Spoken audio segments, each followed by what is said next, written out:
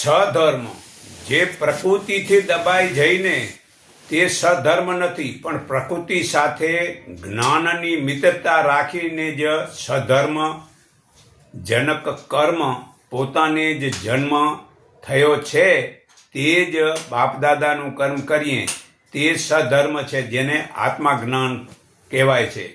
તે પોતાની ફરજ મુજબનું કર્મ કહેવાય છે. આ ગીતા અધ્યાય 4:15 પુરાવો છે.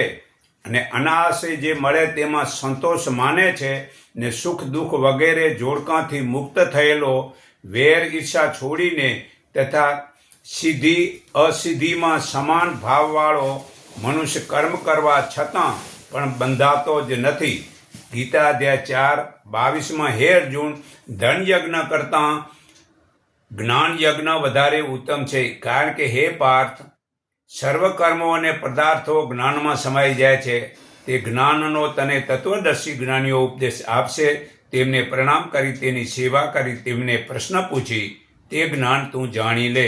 હે અર્જુન, એ જ્ઞાન પામ્યા પછી તું ફરી મોહ નહીં પામે અને આ જ્ઞાન વડે સર્વ પ્રાણીઓને તું પહેલાં પોતામાં જોઈશ અને પછી મારામાં જોઈશ એટલે પોતાના સુખ દુઃખ મતલબ પશુનું આચરણ કરીશ તો તું બધા પાપીઓથી પણ વધારે પાપ કરનારો હોઈશ, તો પણ જ્ઞાન વડે નિઃસંદેહ સર્વ પાપને તરી જઈશ. જેમ અગ્નિ સર્વે લાકડાને બાળે છે, તેમ જ્ઞાન અગ્નિ સર્વે કર્મોને બાળે છે. કારણ કે જગતમાં જ્ઞાન જેવું પવિત્ર બીજું કાંઈ જ નથી.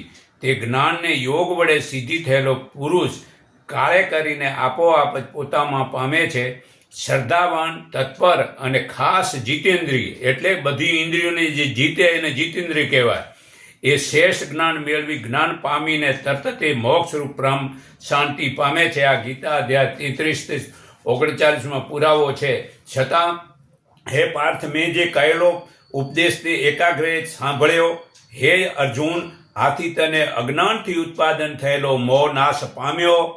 અર્જુને જવાબ આપ્યો કે હે પ્રભુ, આપની કૃપાથી મારો મોહ ના પામ્યો છે અને મારો મોહ પામ્યો છે. મેં સધર્મ એટલે આત્મજ્ઞાન આદિની સમૃદ્ધિ પ્રાપ્ત કરી લીધી છે. હવે શંકા રહી જ નથી. હું ઊભો છું અને આપના વચન પ્રમાણે જ કરીશ. આ ગીતા અધ્યાય 18 શ્લોક 72-73 પુરાવો છે. તો મનુષ્ય જ્યારે પોતાનું સધર્મ અપનાવે છે તે જ મતલબ કે જે છે ને આત્મજ્ઞાન કહેવાય છે.